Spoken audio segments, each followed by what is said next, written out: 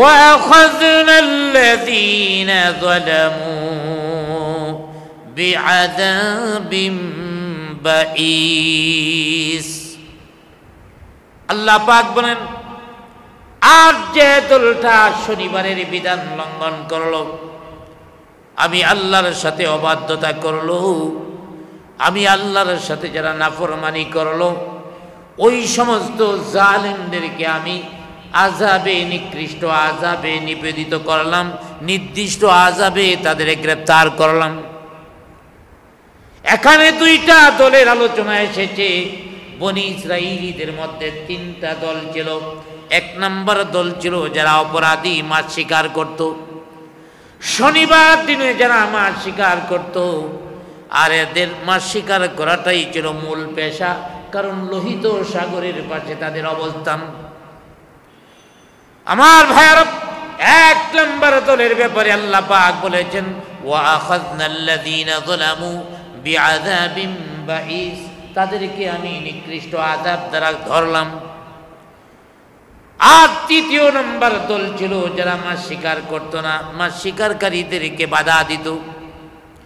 এদের ব্যাপারে আল্লাহ রাব্বুল আলামিন বলে দিয়েছেন, আনজাইনাল্লাযীনা ইয়ানহাউনা আনিস সু, আমি তাদেরকে সমস্ত পাপ থেকে, সমস্ত কিছু থেকে আমি নাজাত দিয়ে দিলাম।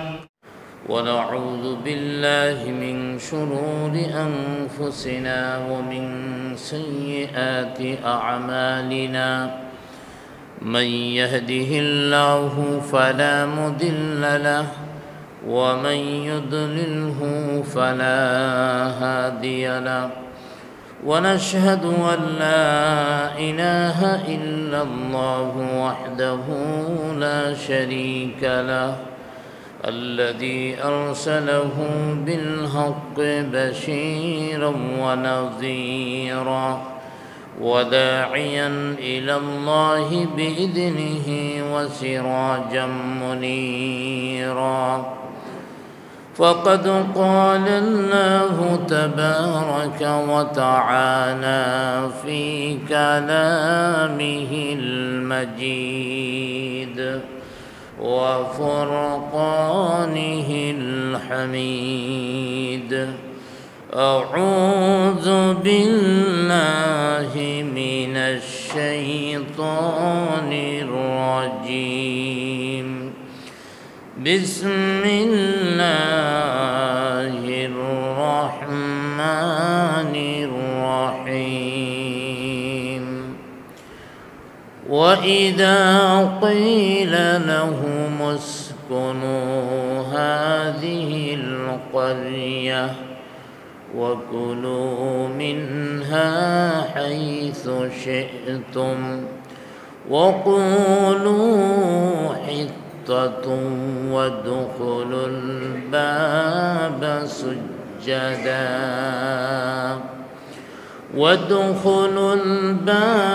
سجدا نغفر لكم خطيئاتكم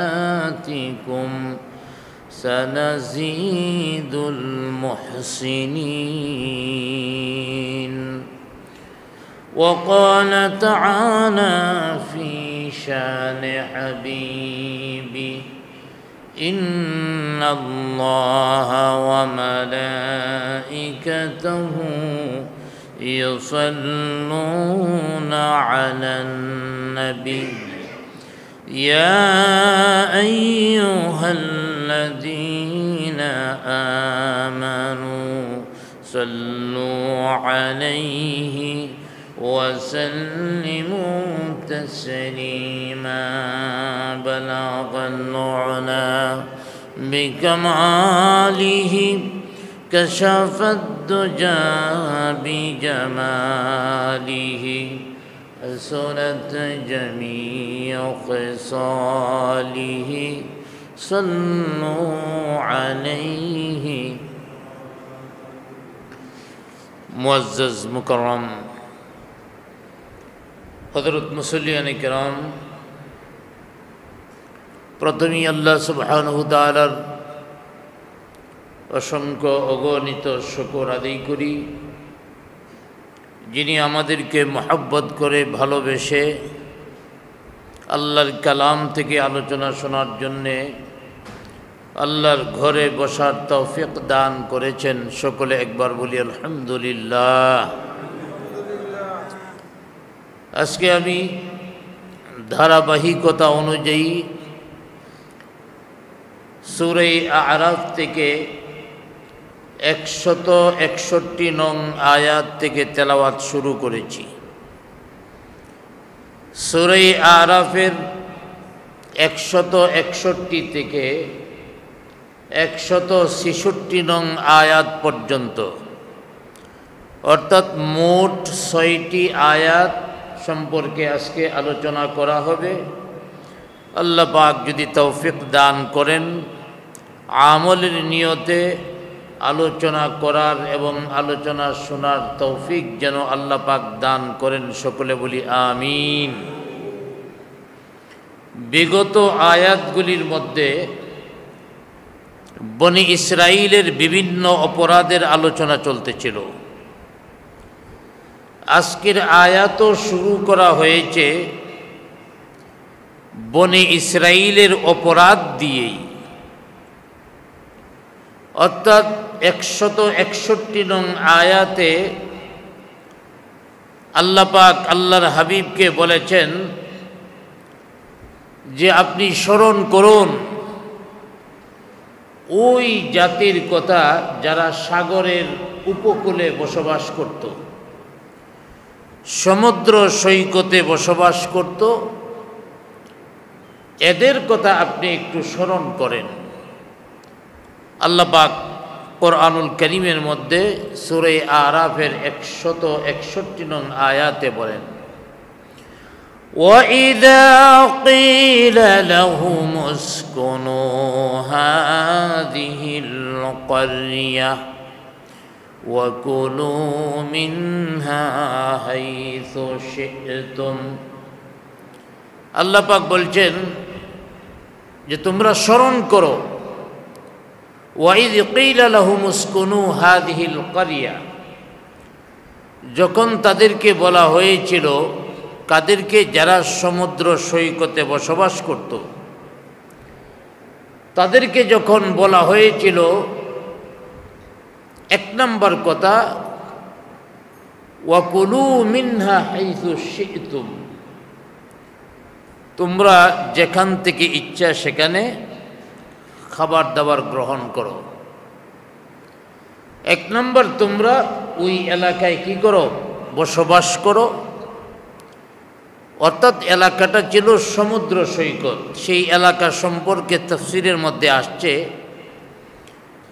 বনে ইসরাইল জাতিকে আল্লাহ পাক বাইতুল মুকাদ্দাসের অবস্থান করার জন্যে, বসবাস করার জন্যে আদেশ করলেন।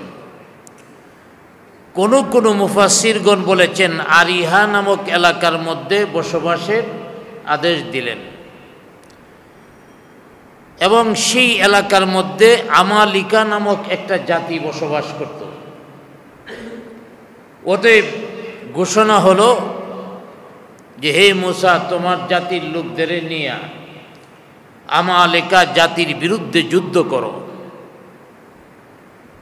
বনি ইসরাইলিরা প্রথমেই তারা মূসা আলাইহিস সালামের নির্দেশ, আল্লাহর নির্দেশ অমান্য করল। যখন জেহাদের আদেশ আসলো, অথচ এতদিন বলছে হে আল্লাহর পয়গম্বর, জিহাদের ঘোষণা করেন, আমরা জিহাদ করতে চাই। কিছু কিছু লোক আছে না, জিহাদ জিহাদ জিহাদ চাই, জিহাদ লাগলে আমরা নাই। ওই কিসিমের কিছু লোক মূসা আলাইহিস সালামকে বললেন, আপনি আল্লাহকে বলেন জিহাদের ঘোষণা দিতে। যখন জিহাদের ঘোষণা আসলো, এখন বসে গেছে। মূসা আলাইহিস সালামকে বলতেছে, হে আল্লাহর নবী, একটা কাজ করেন, আপনি এবং আল্লাহ দুইজনে মিলেই যুদ্ধটা করেন, আমরা বসে দেখি। নাউজুবিল্লাহ বলেন। ওরা কেমন জাতি ছিল? আপনি আপনার আল্লাহ দুইজনে মিলে যুদ্ধ করেন, জিহাদের আদেশ মানল না। আল্লাহ পাক বলছেন এই গ্রামের মধ্যে তোমরা প্রবেশ করো। এই আরিহা নামক লোকেরা যে আরিহা নামক বা বাইতুল মুকাদ্দাস যেখানেই হোক বসবাস করতেছে, ওই এলাকায় যাওয়ার জন্য আল্লাহ পাক কি বলেন যে ওয়াকুলু হিত্তাতুন ওয়াদখুলুল বাবা সুজ্জাদা, তোমরা এই গ্রামে প্রবেশ করো। প্রবেশ করার সময় একটা কথা বলবা, হিত্তাতুন, আমরা ক্ষমা চাই। বোঝা গেল এর আগে অপরাধ করছে, অর্থাৎ ওই যে জিহাদের আদেশ আসছে অমান্য করছে, বা যে কোনো আদেশ অমান্য করছে, যার কারণে আল্লাহ পাক বলতেছেন যে তোমরা ওই গ্রামে প্রবেশ করো। প্রবেশ করার সময় একটা শব্দ বলবা, সেটা হলো হিত্তাতুন, ক্ষমা চাই। আসলে এখানে উদ্দেশ্য করা হয়েছে বনি ইসরাইলীদেরকে আল্লাহ পাক খাবারের ব্যবস্থা করেছিলেন। সেই খাবারটা হলো মান্না সালওয়া, আকাশ থেকে রেডিমেড খাবার আসতো প্রতিদিন। চিন্তা করেন কত আরাম, মানুষ তো খাবারের জন্যে, বাসস্থানের জন্যই এত পরিশ্রম। কিন্তু মুসা আলী ইসলামের জাতির লোকেরা কিছুদিন খায়া এখন মুসা আলী ইসলামের কাছে আরজ করলেন, হে আল্লাহর পয়গম্বর, আকাশ থেকে যে খাবার আছে এই খাবার প্রতিদিন এখন আমাদের আর মন চায় না, আমাদেরকে এমন একটা এলাকায় বসবাসের সুযোগ দেওয়া হোক যে এলাকার মধ্যে আমরা বসবাস করব, চাষাবাদ করব, এবং চাষাবাদ থেকে যে ফসল ফলাদি হবে তা থেকে আমরা খাব। আল্লাহ রাব্বুল আলামিন মঞ্জুর করলেন, ঠিক আছে অমুক গ্রামের মধ্যে যাও, তবে ঢোকার সময় কি বলবা, হিত্তাতুন, আমরা ক্ষমা চাই আগে যে অপরাধ করছে। ওয়াদখুলুল বাবা সুজ্জাদা, আর ঢুকবা যে একটা কাজ করবা, মাথাটা নিচু করে তোমরা ঢুকবা, অর্থাৎ বিনয় আকারে তোমরা ঢুকবা, পালোয়ানের মতো ঢুকো না। তোমাদের ওই এলাকায় বাসস্থানের সুযোগ আমি আল্লাহ করে দিয়েছি, অতএব ওই এলাকার মধ্যে তোমরা যাও। সেই এলাকাটা বাইতুল মুকাদ্দাস বা আরিহা ছিল। অতএব তাদেরকে বলা হলো সিজদারত অবস্থায়, অর্থাৎ বিনীত অবস্থায় ঢুকতে। ওরা সিনাটা আরো টান করে ঢুকছে। ওদের বলা হয়েছে হিত্তাতুন বলে ঢুকবা, ওরা হিত্তাতুন শব্দের পরিবর্তে বলছে হিন্তাতুন। হিত্তাতুন অর্থ হলো ক্ষমা চাই, আর হিন্তাতুন অর্থ হলো গম চাই। আল্লাহ বলছে একরকম বলতে, ওরা আরেক রকম বলছে। এই বিষয়টি আল্লাহ পাক পরের আয়াতের মধ্যে বলেন, فَبَدَّلَ الَّذِينَ ظَلَمُوا مِنْهُمْ قَوْلًا غَيْرَ الَّذِي قِيلَ لَهُمْ। অতঃপর তারা আল্লাহ যা বলার জন্য বলেছেন তাকে পরিবর্তন করলেন, এমন শব্দ বললেন যা আল্লাহ পাক বলার জন্য বলেন নাই। ওরা হিন্তাতুন বলছে যা আল্লাহ পাক তাদেরকে বলার জন্য বলেন নাই, এবং তারা সিনা উঁচু করে সেখানে প্রবেশ করলো, আল্লাহর আদেশ অমান্য করলো। আল্লাহর আদেশ অমান্য করার কারণে তাদের উপরে শাস্তি চলে আসলো। আল্লাহ পাক বলেন, فَأَرْسَلْنَا عَلَيْهِمْ رِجْزًا مِّنَ السَّمَاءِ بِمَا كَانُوا يَظْلِمُونَ। আল্লাহ পাক বলেন, আমি তাদের উপরে আকাশ থেকে শাস্তি অবতীর্ণ করলাম, নাজিল করলাম। আমি তাদের উপরে আযাব অবতীর্ণ করলাম, বিমা কানু ইয়াযলিমুন। কেন আযাব দিলাম? তারা জুলুম করছে, তাদের জুলুমের কারণে আমি তাদের উপরে আযাব দিলাম। আযাবটা কি? তাফসীরের মধ্যে আসছে আল্লাহ রাব্বুল আলামিন তাদের উপরে প্লেগ বা মহামারী দিলেন। এই মহামারীটা কেমন রূপ ধারণ করলো? মুফাসসিরগণ বলেছেন 1 ঘন্টা সময়ে 70,000 লোক মারা গেছে। সুবহানাল্লাহ বলবেন না? 1 ঘন্টা সময়ে যদি এই ঢাকা শহরে 70,000 মানুষ মারা যায়, পুরা ঢাকায় কান্নার রুল পড়ে যাবে। 70,000 লোক মারা গেল এবং আল্লাহ পাক বলে দিয়েছেন, আমি এই শাস্তিটা কেন দিলাম? বিমা কানু ইয়াজলিমুন, কেননা তারা জুলুম করেছে, অর্থাৎ আল্লাহর বিধান অমান্য করেছে, আল্লাহর আদেশ অমান্য করেছে। এই জন্যই আল্লাহ রাব্বুল আলামিন এই আযাব দিলেন। এই আয়াত দ্বারা আল্লাহ পাক বিশ্ববাসীকে একটা জিনিস শিক্ষা দিচ্ছেন, হে দুনিয়ার মানুষেরা, আমি আল্লাহর নিজাম হলো, যারা আমার সাথে অবাধ্যতা করবে, আমার নাফরমানি করবে, আর নাফরমানিটা যখন চরম পর্যায়ে চলে যাবে, তখন আমি আল্লাহ তাদের উপরে আযাব গজব দিয়া থাকি। তাহলে মাঝে মাঝে যে বড় আযাব গজব আসে, এগুলি আমাদের অন্যায়ের কারণে, অপরাধের কারণে হতে পারে, পরীক্ষা স্বরূপও হতে পারে। তবে অন্যায়ের আযাব আল্লাহ পাক যুগে যুগে দিয়ে থাকেন। এই আয়াত দ্বারা যদি আমরা বর্তমান পৃথিবীটাকে মিলায় নিই, যে আল্লাহ পাক তো যুগে যুগে যারা অপরাধের চরম পর্যায়ে পৌঁছেছে তাদেরকে শাস্তি দিয়েছেন। আল্লাহ রাব্বুল আলামিন ফেরাউনের ঘটনা কুরআনুল কারীমের মধ্যে নাজিল করেছেন। ফেরাউন উদ্ধত্ত পোষণ করল, আল্লাহর অবাধ্য হলো, আল্লাহর সাথে নাফরমানি করলো, নিজেই নিজেকে রব দাবি করলো। আল্লাহ রাব্বুল আলামিন ফেরাউনের উপরে গজব ঢেলে দিয়েছেন।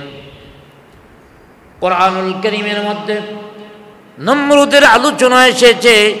সেই নমরুদকেও আল্লাহ পাক প্রাচুর্য দিয়েছিলেন, রাজত্ব দিয়েছিলেন।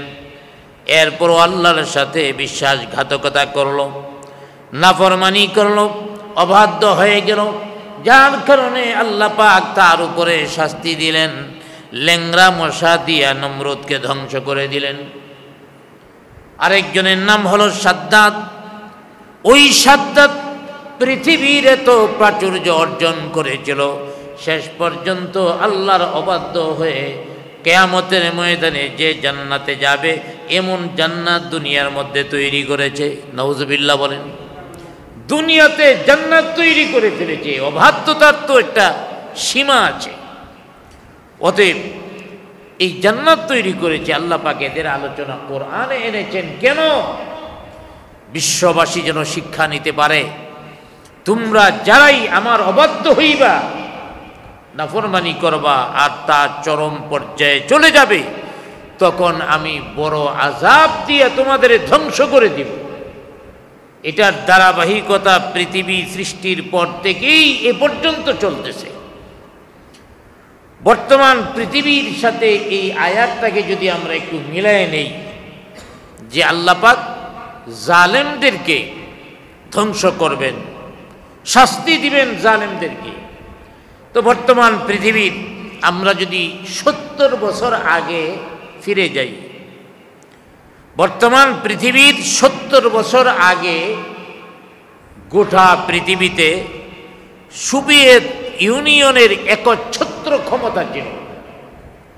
এখন যেমন একচ্ছত্র ক্ষমতার মালিক হলো আমেরিকা, তারপরেও আমেরিকাকে ছোটোখাটো চ্যালেঞ্জ দেওয়ার মতো কিছু রাষ্ট্র তৈরি হয়ে গেছে, পরিপূর্ণভাবে নয়। তদানীন্তন সময়ে রাশিয়া এই সোভিয়েত ইউনিয়নকে চ্যালেঞ্জ করার মতো কোনো শক্তি পৃথিবীর মধ্যে ছিল না। সেই 70 বছর আগে রাশিয়া কি নিয়ে এসেছিল? রাশিয়া নিয়ে এসেছিল সমাজতন্ত্র। এই সমাজতন্ত্রের অবস্থাটা এমন ছিল, রাশিয়া গোটা পৃথিবীতে সমাজতন্ত্র তৈরি করার জন্যে, সমাজতন্ত্র বাস্তবায়নের জন্য উঠে পড়ে লেগে গেল। এবং বিভিন্ন দেশের মধ্যে সমাজতন্ত্র তৈরি হলো, প্রতিষ্ঠিত হলো। সমাজতন্ত্রের রূপটা কি? সেই সমাজতন্ত্র মানুষের ব্যক্তি স্বাধীনতা কেড়ে নিয়েছিল, মানুষের ধর্মীয় বিশ্বাস কেড়ে নিয়েছিল, এমনকি মানুষের স্বাধীনতা এবং সম্পদ পর্যন্ত তারা ছিনিয়ে নিয়েছিল। দেশের মধ্যে কোনো নাগরিক কোনো সম্পদের মালিক হতে পারবে না। সব সম্পদের মালিক হলো রাষ্ট্র, আর রাষ্ট্র যাকে যতটুকু দেয় ততটুকু ব্যবহার করতে পারবে। অর্থাৎ তারা গোটা দেশের মালিক বনে গেল। যারা সরকারে থাকতো তারা গোটা দেশের মালিক বনে গেল। বাংলাদেশের মধ্যেও এই আদর্শের রাজনীতি, জাসদ বাসদ কমিউনিস্ট কতগুলি আছে না, সারা দেশের মধ্যে মিলিয়া ভোট নাই 200। এক আসন তো বাদেই দিলাম, সারা দেশের মিলায়া ভোট নাই 200। এমন লোক বাংলাদেশে এমপি হইছে, মন্ত্রী হইছে, আছে না নাই? ইনু মিনু কোন পদের মানুষ? তাদের দল নিয়ে মার্কা নিয়ে দাঁড়াইলে একজনে 100 ভোট পায় না।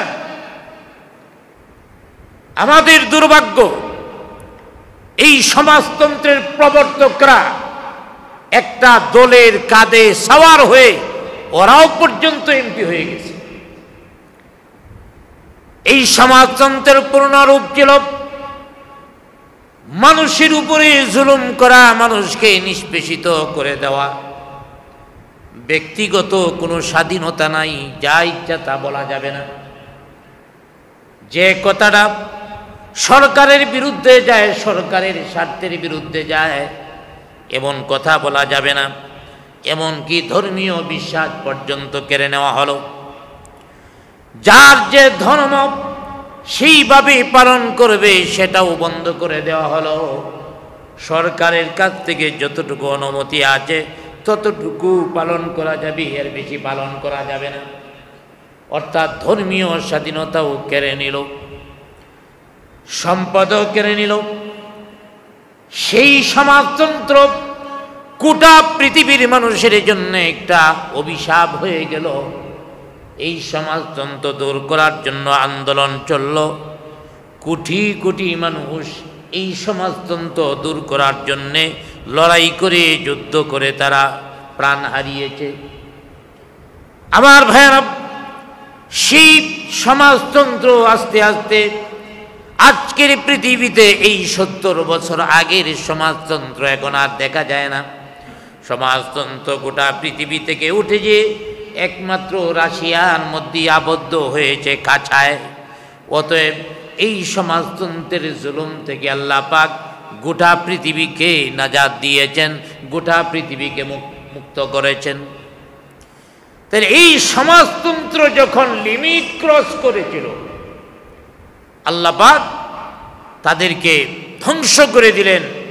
এখন সমাজতন্ত্রের প্রবর্তকরা খালি তাকায়া তাকায়া দেখে, এদের এই সুরা কেউ পান করে না, ওদের এই আদর্শ কেউ আর নেয় না। অতএব সমাজতন্ত্র ধ্বংস হয়েছে।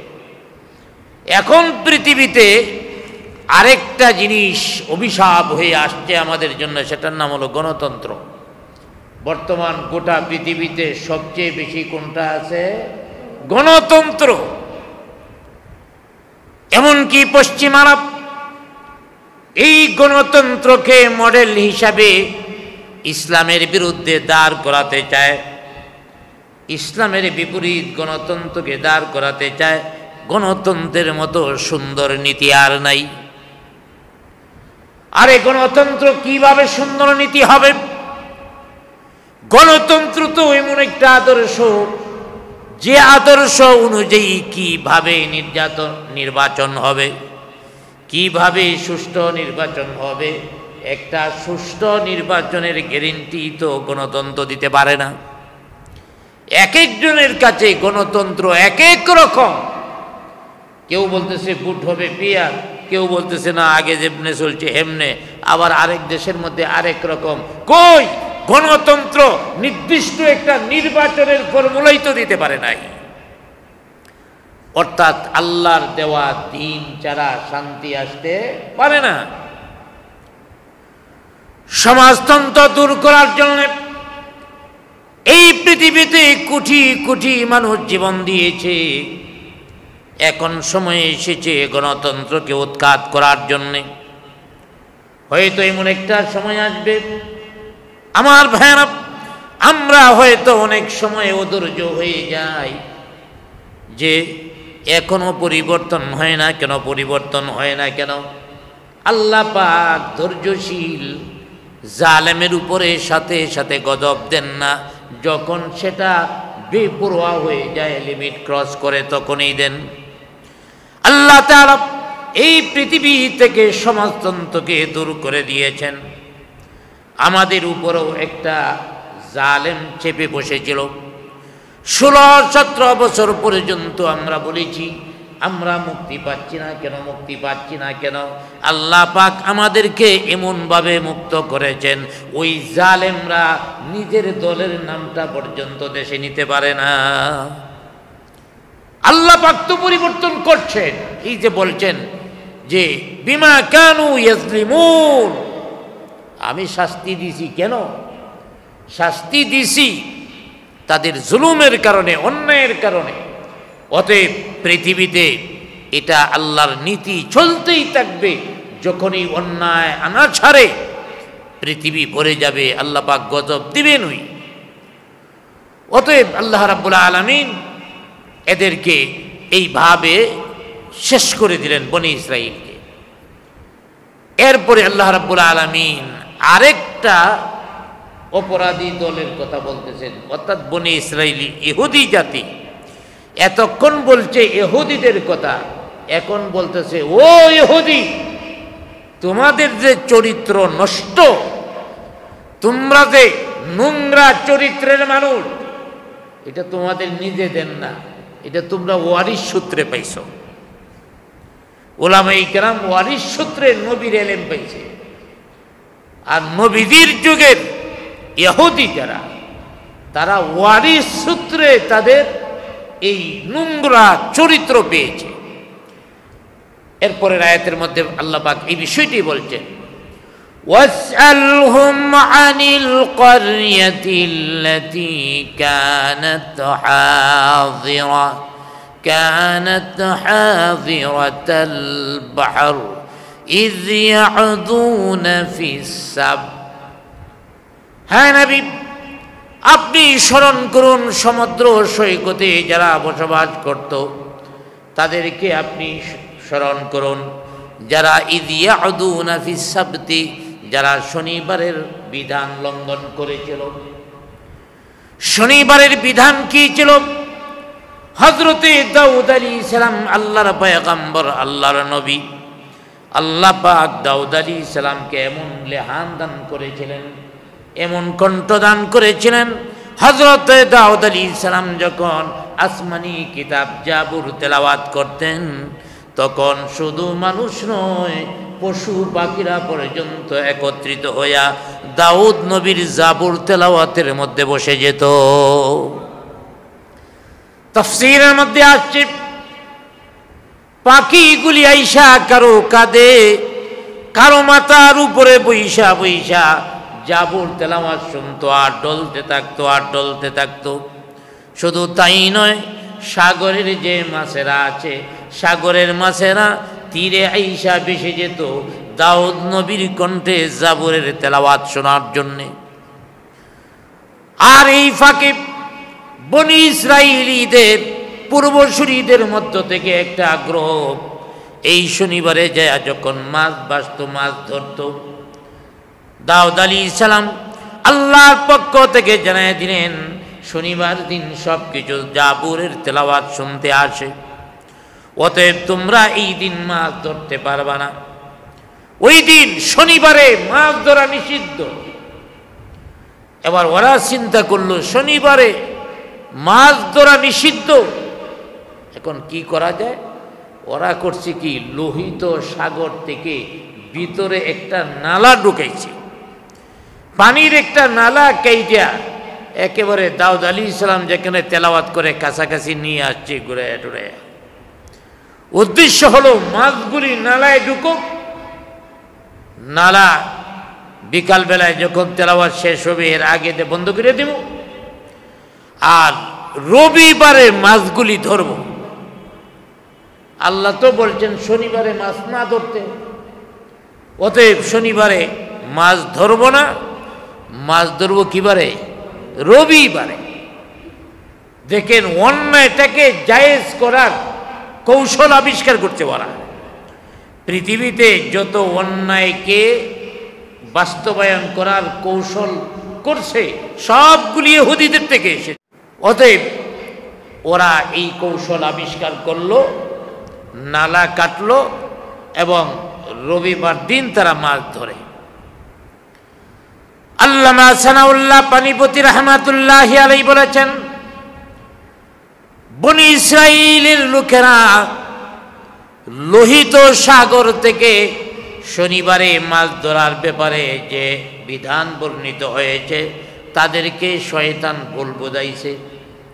শয়তান তাদেরকে বলেছে শনিবার দিনে মাছ ধরা নিষিদ্ধ নয়, মাছ খাওয়া নিষিদ্ধ। মাছ ধরা নিষিদ্ধ না, মাছ খাওয়া নিষিদ্ধ, অতএব না খাইলে অসুবিধা নেই।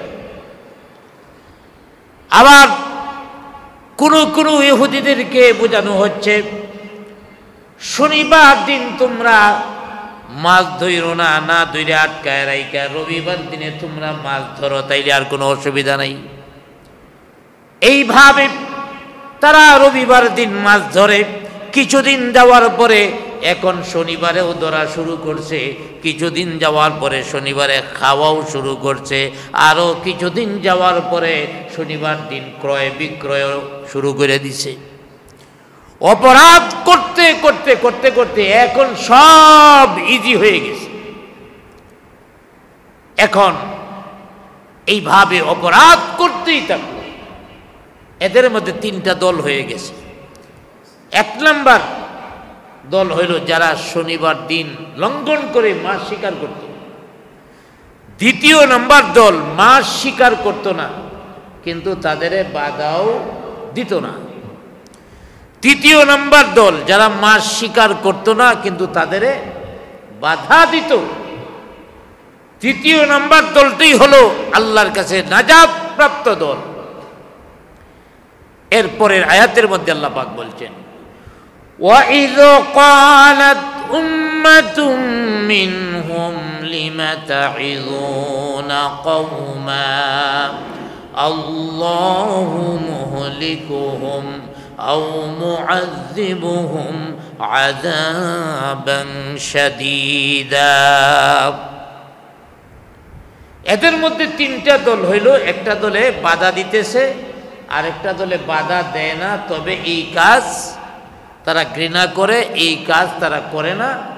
আর এক নম্বর দলটায় তারা এই অপরাধ করতেছে। অতএব দ্বিতীয় নম্বর দল যারা বাধা দেয় না, ওরা তৃতীয় নম্বর দল রে বলতেছে ওদের নসিহত করে লাভটা কি? وَإِذْ قَالَتْ أُمَّةٌ مِّنْهُمْ لِمَ تَعِظُونَ قَوْمًا। এই সম্প্রদায়কে নসিহত করে লাভ কি, ওয়াজ করে লাভ কি? আল্লাহু মুহলিকুহুম, আল্লাহ পাক ওদের ধ্বংস করে দিবে। ওরা যে অপরাধ করতেছে এমনিতেই আল্লাহ পাক ধ্বংস করে দিবে। আও মুআযযিবুহুম আযাবান শাদীদা, অথবা তাদেরকে আল্লাহ পাক কঠিন শাস্তি দিবেন। আল্লাহ পাক যাদের শাস্তি দিবেন এদের দাওয়াত দিলেই কি না দিলেই কি, এদের দাওয়াত দেওয়ার সময় নষ্ট করে লাভ কি, অন্যদিকে সময়টা কাটান। তাইলে যারা আল্লাহর বিধান লঙ্ঘন করছে আর যারা করে নাই এদের মধ্যে দুই দল, এক দলে বাধা দেয় আর এক দলে বাধা দেয় না। খারাপ মানুষ, বাধা দেয়া লাভ নাই। আমাদের সমাজেও এমন আছে, একদল খারাপ, অনেক জঘন্য অন্যায় করতেছে, পাপ করতেছে, তো এক দলে দেয় বাধা দেয়, বাধা দিলে আরেক দলে বলে ভাই এদের বাধা দেওয়া লাভটা কি, এরা খারাপ মানুষ, এদের বাধা দেওয়া লাভ নাই, এরা এমনি ধ্বংস হয়ে যাবে। অতএব এই দ্বিতীয় দলটা তৃতীয় দলকে বলতেছে, কেন তাদের বাধা দিচ্ছেন? বাধা দিয়ে তো কোনো লাভ টাভ নাই, এদের বাধা দিলে কি হবে? তখন তৃতীয় দল বলছিল, কেন বাধা দিই জানো? দুইটা কারণে বাধা দিই। কয়টা কারণ? দুইটা কারণ। قالوا معذرة إلى ربكم ولعلهم يتقون। তারা বলল, হে আমার ঈমানদার ভাইয়েরা, দুইটা কারণে আমরা বাধা দেই।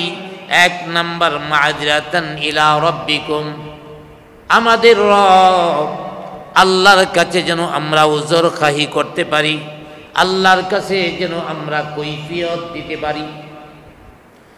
আল্লাহ তাআলা যদি জিজ্ঞাসা করেন, হে ঈমানদারেরা, তোমরা শনিবারের ব্যাপারে বিধান লঙ্ঘন করো নাই, ঠিক আছে, কিন্তু যারা ভুল করেছে, বিধান লঙ্ঘন করেছে, তাদেরকে নসিহত করলা না কেন? তাদেরকে উপদেশ দিয়া ফিরাইয়া আনলা না কেন? ওরা মানুক বা না মানুক, আমরা উপদেশ দিতে হবে, কারণ উপদেশ দেওয়াটা আল্লাহর পক্ষ থেকে আমাদের উপর দায়িত্ব। আমাদের কাজ হলো উপদেশ দিয়া যাওয়া। লোকটা মানুক বা না মানুক এটা আমাদের বিষয় না, আমাদের বিষয় হলো উপদেশ দিয়া যাওয়া। আর আল্লাহর দরবার থেকে যেন আমরা বাঁচতে পারি, আল্লাহ তাআলা আমাদেরকে যে দায়িত্ব দিলা, এই দায়িত্ব আমরা পরিপূর্ণভাবে পালন করেছি। অতএব আল্লাহর দরবারে যেন আমরা অপরাধী হিসেবে সাব্যস্ত না হই। আর দ্বিতীয় নাম্বার, ওয়ালাআল্লাহুম ইয়াত্তাকুন, আর দ্বিতীয় নাম্বার, সম্ভবত এমনও হতে পারে তারা ঈমানদার হয়ে যাবে, তাকওয়া অর্জন করবে। এমনও তো হতে পারে তাদের মধ্যে কেউ তাকওয়া অর্জন করবে, ভালো হয়ে যাবে। আর ভালো না হইলেও আমাদের দায়িত্ব হলো তাদেরকে নসিহা করা, তাদেরকে উপদেশ দেওয়া।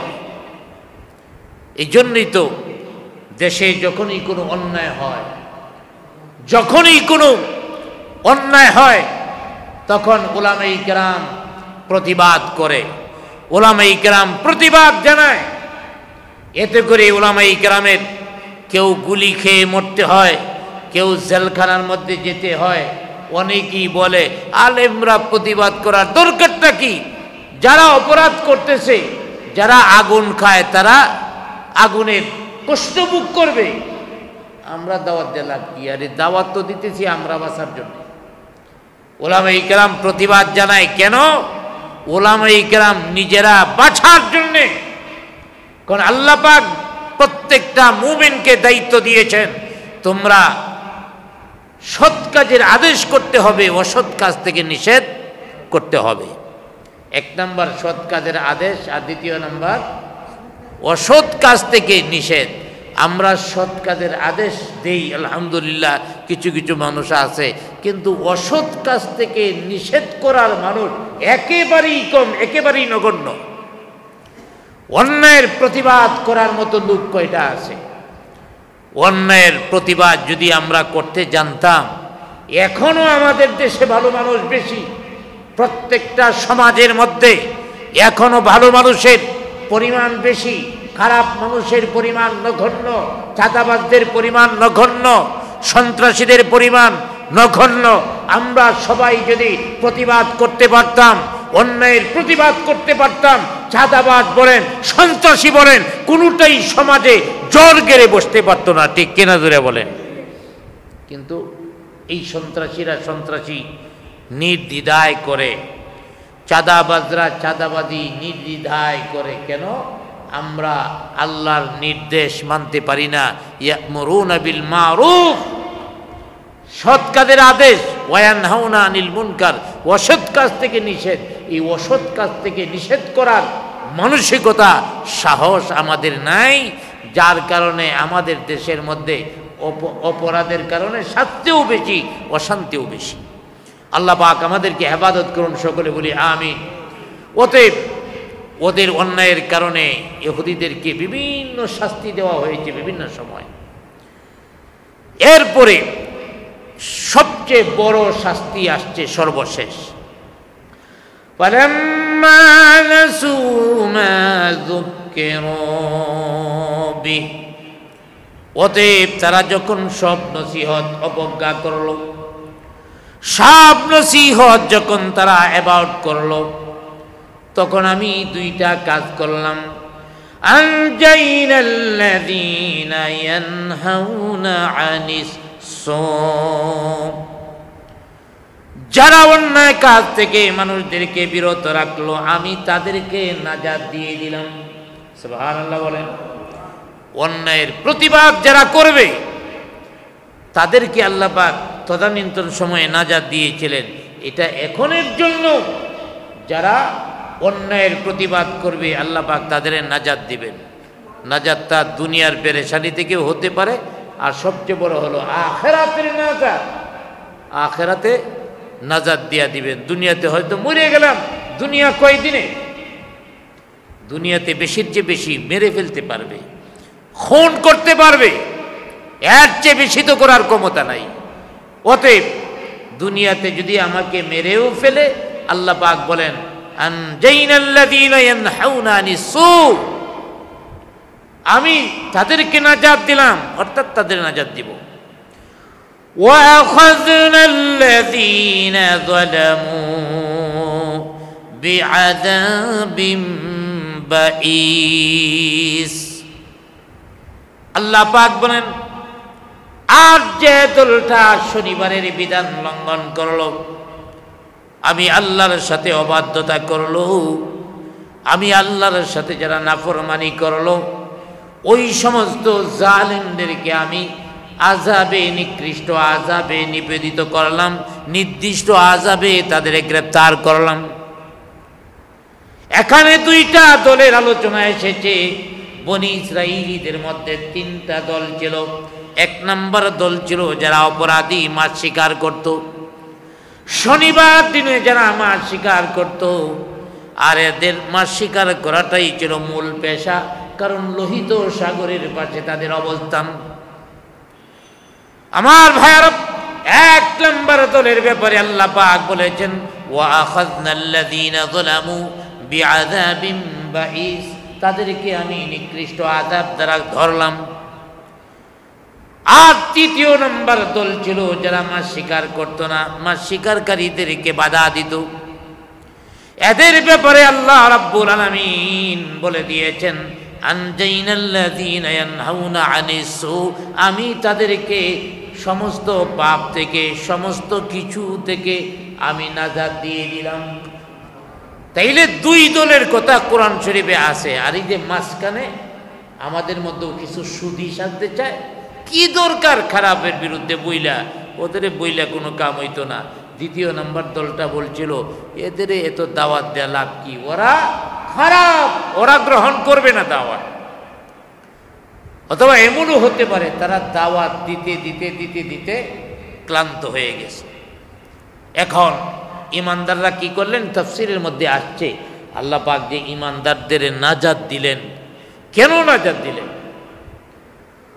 ওই তৃতীয় নম্বর দলটা নাজাত পাওয়ার কারণ হলো ওরা যারা শনিবার দিনে মাছ শিকার করে তাদেরকে বাধা প্রদান করলেন, বাধা প্রদান করলেন। কিন্তু তারা যখন বাধা মানল না, সব ধরনের তারা চেষ্টা করলেন, কোনো চেষ্টাই কাজ হলো না, তখন তারা চিন্তা করলো অবশ্যই তাদের উপরে আযাব আসবে।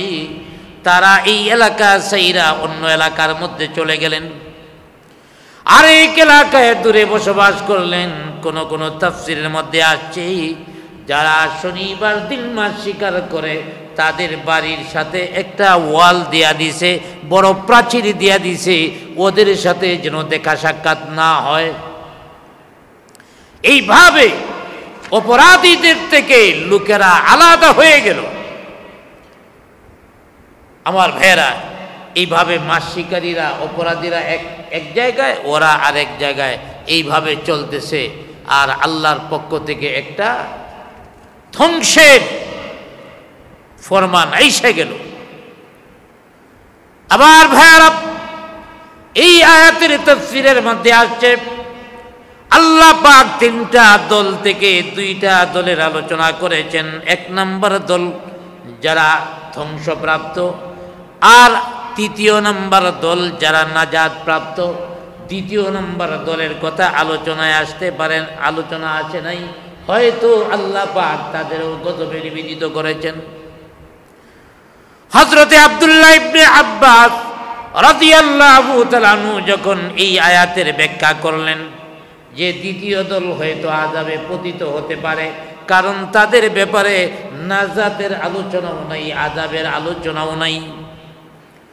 হযরতে আব্দুল্লাহ ইবনে আব্বাস রাদিয়াল্লাহু তাআলা আনহু এই ব্যাখ্যা করার পরে তারই এক মুহাব্বতের শাগরেদ ছাত্র, নাম হলো ইকরামা। তাফসীরের মধ্যে একটা বড় নাম ইকরামা, অনেক হাদিস তিনি আলোচনা করেছেন। সেই ইকরামা রাদিয়াল্লাহু তাআলা আনহু তিনি আব্দুল্লাহ ইবনে আব্বাস রাদিয়াল্লাহু তাআলা আনহুকে বললেন, হুজুর আপনার পায়ের নিচে আমার মা বাবা কোরবান হোক, আপনার পায়ের নিচে আমার মা বাবা কোরবান হোক। আমি আপনার কাছে একটা কথা বলতে চাই, আপনি বলেছেন এক নম্বর দল ধ্বংসপ্রাপ্ত, তৃতীয় নম্বর দল নাজাত প্রাপ্ত, দ্বিতীয় নম্বর দল তারা আযাব প্রাপ্ত হতে পারে। ইকরামা বললেন, হুজুর দ্বিতীয় নম্বর দলের ব্যাপারে কোরআনুল কারীমের ভিতরে কোনো আলোচনা নাই, অতএব আল্লাহ তো দয়া করে নাজাত দেয়া দিতে পারে। সুবহানাল্লাহ বলেন, কারণ তারা তো ঈমানদার। আর তাদের বক্তব্যটা কেমন ছিল? তাদের বক্তব্যটাও তো এমন ছিল, তাদের কি করে নাই, সাপোর্ট করে নাই, বরং কি বলছিল, وَإِذْ قَالَتْ أُمَّةٌ مِّنْهُمْ لِمَ تَعِظُونَ قَوْمًا, বলছিল তারা তো এমন সম্প্রদায়, তারা এমন একটা সম্প্রদায়, এদের ওয়াজ করিয়া লাভ কি? আল্লাহু মুহলিকুহুম, আল্লাহ তাদের ধ্বংস করে দিবেন, আও মুআযযিবুহুম, অথবা শাস্তি দিবেন। তাইলে বোঝা গেল ওরাও ওই মাছ শিকারকারীরে ঘৃণা করত, ঘৃণা করেই বলতেছে এদের আর ওয়াজেরই দরকার নেই।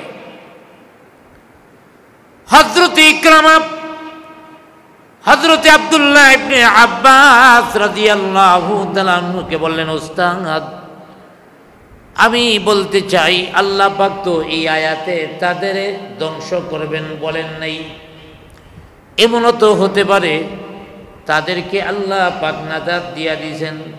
হযরতে আব্দুল্লাহ ইবনে আব্বাস কথাটা শুনে খুব খুশি হয়ে গেলেন, আর বললেন, তুমি চমৎকার একটা কথা বলেছ, তাদের দ্বিতীয় নম্বরের উল্লেখ যেহেতু নাই, আমরা উল্লেখ করে লাভ নাই। আর প্রত্যেকটা মানুষের ব্যাপারে ভালো আকীদা রাখতে হবে, সেই হিসাবে আমরা নাজাতের আশা করতে পারি। এত সুন্দর কথা আমারে শুনাইছো, এই জন্যে আমি তোমাকে 2টা চাদর একসাথে হাদিয়া দিলাম। ভালো কথা শোনাইছো, হাদিয়া দিলাম। এমন একটা যুগ ছিল, ভালো কথা শোনাইলে হাদিয়া দিতেন। আর এখন হইল ভালো কথা না, খারাপ শুনলে হাদিয়া দেয়, ভালো কাজে হাদিয়া দেয় না। আমার ভাইরা, যাক আমি বলতেছিলাম এই দ্বিতীয় নম্বর দলটাকেও আল্লাহ পাক নাজাত দিয়ে দিতে পারেন। তবে ইমাম রাজি রহমাতুল্লাহ আলাইহি বলেন, দ্বিতীয় নম্বর দল যদি নাজাত প্রাপ্ত হয় আরেকটা মামলার আসামি হবে। হযরতে ইমাম রাজি রহমাতুল্লাহ আলাইহি বলেন, দ্বিতীয় নম্বর দলের ব্যাপারে ধ্বংস হবে না নাজাত পাবে আলোচনা নাই, অতএব সে আলোচনায় যেতে চাই না। আল্লাহ পাক যদি তাদের নাজাত দিয়া দেন তাও তারা একটা মামলার আসামি হবে, আর সেটা হলো আল্লাহ পাক যে বলেছেন দাওয়াত দিতে, তাদেরকে দাওয়াত না দেওয়ার অপরাধ, অন্যের প্রতিবাদ না করার অপরাধ। অতএব এই অপরাধে তারা গ্রেপ্তার হবে। তাইলে বুঝা গেল যে অন্যের প্রতিবাদ করতে হবে। অন্যায়ের প্রতিবাদটা হলো 3 রকম। অন্যায় হইতেছে, হাত দ্বারা যদি শক্তি থাকে তা প্রতিহত করার, তাইলে হাত দ্বারা প্রতিহত করতে হবে। হাত দ্বারা প্রতিহত করার ক্ষমতা যদি না থাকে, তাইলে জবান দিয়া, ভাষা দিয়া প্রতিবাদ করতে হবে। তারও যদি ক্ষমতা না থাকে, অন্তর দিয়া ঘৃণা করতে হবে। ঘৃণা করে বইসা না, বরং মনে মনে এটারে কিভাবে দূর করা যায় এর জন্য একটা পরিকল্পনা নিয়ে আসা, অপছন্দ করা, সাথে সাথে এইটা প্রতিহত করার একটা পরিকল্পনা করা। এটা হলো 3 নম্বর ইমানের কোয়ালিটি, যাকে বলা হয় আযআফুল ঈমান, দুর্বল ঈমান। আমার ভাইরা, যাক, ওই বনি ইসরাইলের কথা বলতেছিলাম। অতএব তারা অপরাধের চরম পর্যায়ে পৌঁছে গেল। ফালাম্মা আতাউ আম্মা নুহু আনহু কুলনা লাহুম কুনু কিরাদাতান খাসিঈন। তারা যখন সব বিধান লঙ্ঘন করলো, তখন আমি শুধু এতটুকু বললাম, কুনু কিরাদাতান খাসিঈন, তোমরা নিকৃষ্ট বানরে পরিণত হয়ে যাও। আল্লাহ পাকের বিধানটাই এমন, আল্লাহ পাকের নিয়মটা এমন কাজের। আল্লাহর কাজের নিয়ম হলো, আল্লাহ শুধু বলে হও, কোন বলেন, কোন হও, ফায়াকুন, হয়ে যায়। অতএব আল্লাহ পাক বলেছেন, কুনু কিরাদাতান খাসিঈন, তোমরা নিকৃষ্ট বানরে পরিণত হয়ে যাও। কোন তাফসীরের মধ্যে আসছে, তারা যখন শনিবারের বিধান লঙ্ঘন করলো, আল্লাহর পয়গম্বর দাউদ আলাইহিস সালাম আল্লাহর দরবারে দোয়া করলেন, আল্লাহ তোমার পানির মাছেরাও তোমার কিতাবের আলোচনা শোনার জন্য আসে, তোমার কিতাবের তেলাওয়াত শোনার জন্য আসে। আর দাউদ আলাইহিস সালামের তেলাওয়াত তো এত সুন্দর ছিল, হযরত দাউদ আলাইহিস সালামকে যে কণ্ঠ দিয়েছিলেন, এত সুন্দর কণ্ঠ পৃথিবীর আর কাউকে আল্লাহ পাক দান করেন নাই। এত সুন্দর কণ্ঠ ছিল তার, যার কারণে জান্নাতেও তিনি তেলাওয়াত করবেন। জান্নাতে যে মজলিস হবে, এই মজলিসে দাউদ নবী তেলাওয়াত করবেন। সুবহানাল্লাহ। অতএব দাউদ আলাইহিস সালাম তাদের জন্য বদদুয়া করলেন।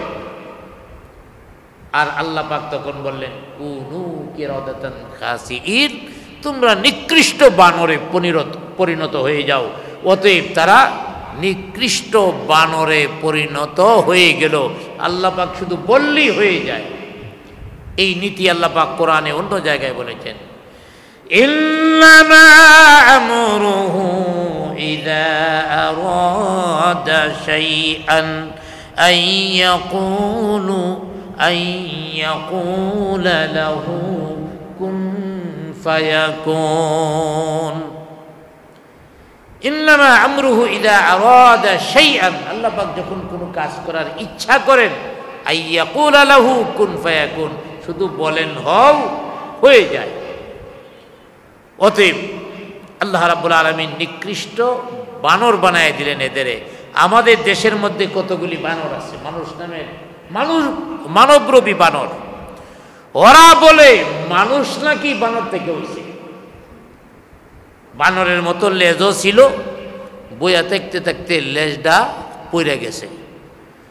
আমরা মনে করি, আমরা বিশ্বাস করি, আল্লাহ রাব্বুল আলামিন আমাদেরকে আশরাফুল মাখলুকাত, সৃষ্টির সেরা জীব হিসেবে সৃষ্টি করেছেন।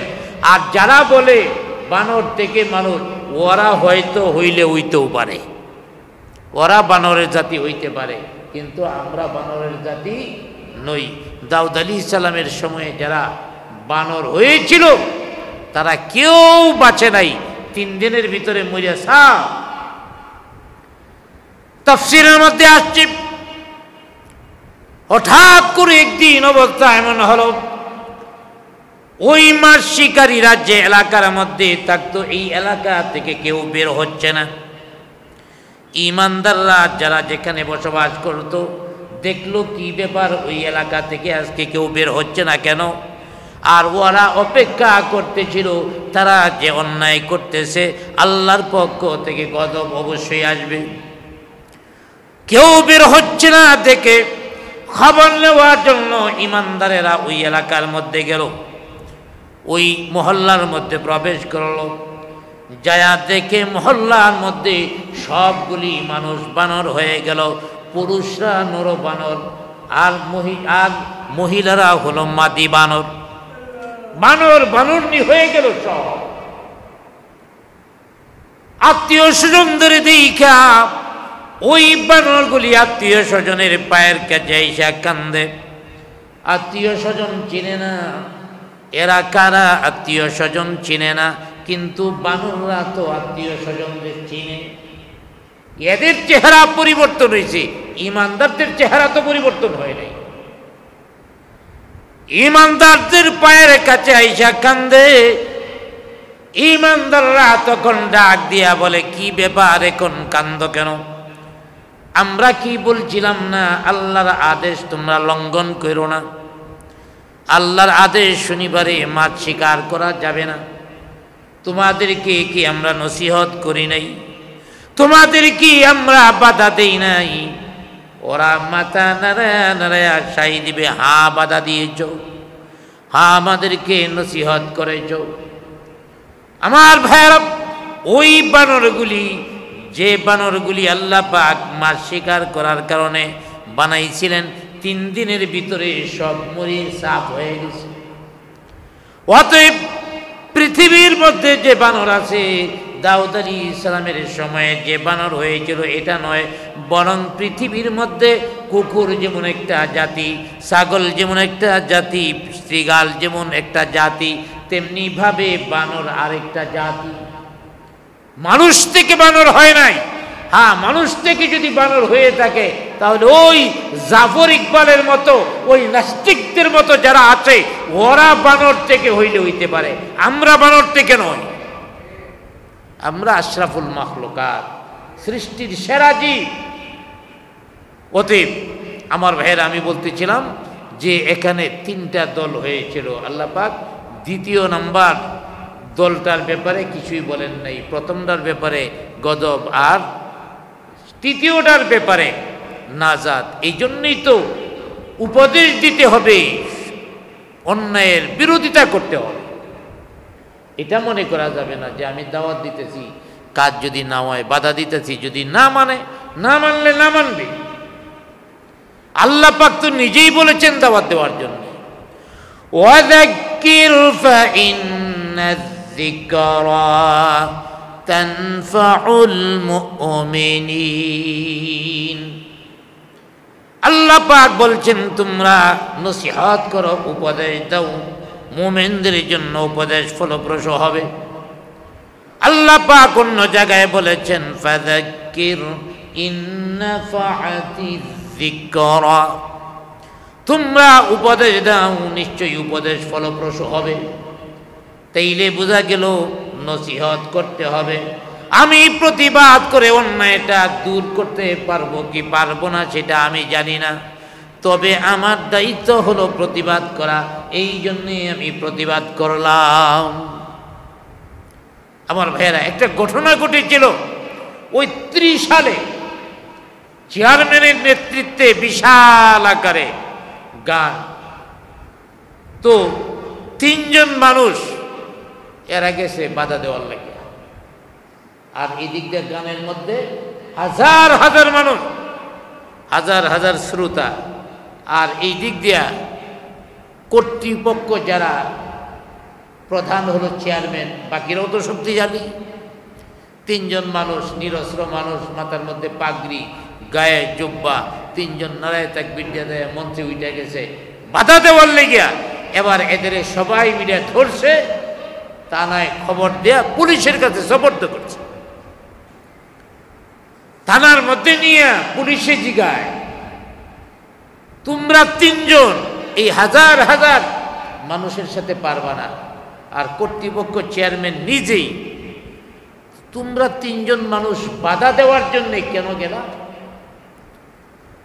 ওই 3 জন দৃঢ়তার সাথে বলেছিল যে স্যার, আমরা বন্ধ করতে পারবো কিনা তা জানি না, গান বন্ধ হবে কি হবে না সেটা জানি না, আল্লাহ তাআলার নির্দেশ অন্যায়ের প্রতিবাদ করা আমাদের শক্তি অনুযায়ী আমরা প্রতিবাদ করেছি, এখন গান হবে কি না ফাইসালা নিবে আল্লাহ। সুবহানাল্লাহ। ঈমানি শক্তি এমন থাকতে হবে, অন্যায়ের প্রতিবাদী হতে হবে। দিন অন্যায়ের প্রতিবাদ না শিখব ততদিন পর্যন্ত আমাদের মার খেয়ে যেতে হবে। আজকের মূল আলোচনা এটাই, অপরাধ মানুষ যতই করুক, অপরাধের সীমা যখন পার হয়ে যাবে এটা দুনিয়ার মধ্যে ধ্বংস এসে যাবে, আখেরাতে তো আছেই, দুনিয়ার মধ্যেও ধ্বংস আসবে। অতএব ওই সমাজতন্ত্রের যে অবস্থা হয়েছে, হয়তো আমরা থাকবো না, আপনারা থাকবেন না, এমন একটা সময় আসবে এই সমাজতন্ত্রকে যেভাবে ডাস্টবিনের মধ্যে নিক্ষেপ করেছে তেমনি ভাবে আজকের এই গণতন্ত্রকেও মানুষ ডাস্টবিনে নিক্ষেপ করে ইসলামের ছায়া তলে আসতে বাধ্য হবে। এমন একটা সময় হয়তো আমাদের আসবে, মানুষ দলে দলে ইসলামের ছায়া তলে আসবে। এর নমুনা শুরু হয়ে গেছে। দেখেন, মানুষ যখনই দেশের মানুষ ইসলামের ছায়া তলে আসা শুরু হয়ে গেছে, এখন ইসলামী নেতৃবৃন্দকে অসভ্য ভাষায় গালিগালা শুরু হয়ে গেছে। ঠিক কিনা জোরে বলেন? এই রাজনীতি তো আমরা আশা করি না। আমরা আশা করি যে দলই করুক কেউ কাউকে গালিগালাজ করবে না, অসভ্য ভাষা ব্যবহার করবে না। তো এখন অসভ্য ভাষা ব্যবহার করার মূল কারণ হলো দেখতেছে সর্বনাশ, এখন আমাদের প্রতিপক্ষ হয়ে যাইতেছে, জনগণ ওই দিকে দলে দলে ছুটতেছে, কারণ তাদের চুরি দাড়ি দুর্নীতি অপকর্মে মানুষ বিরক্ত। গোটা পৃথিবীর মানুষ, শুধু বাংলাদেশ নয়, এমন একটা সময় আসবে এই গণতন্ত্রকেও সমাজতন্ত্রের মতো কবর দিয়া ডাস্টবিনে ফেলে ইসলামের ছায়া তলে আসতে বাধ্য হবে। ইসলাম ছাড়া শান্তি কোথাও পাবে না। আল্লাহ পাক শান্তি তো রেখেছেন ইসলামে। আল্লাহ রাব্বুল আলামিন আমাদের সবাইকে ইসলামের ছায়া তলে আসার তৌফিক দান করুক। সকলে বলি আমিন।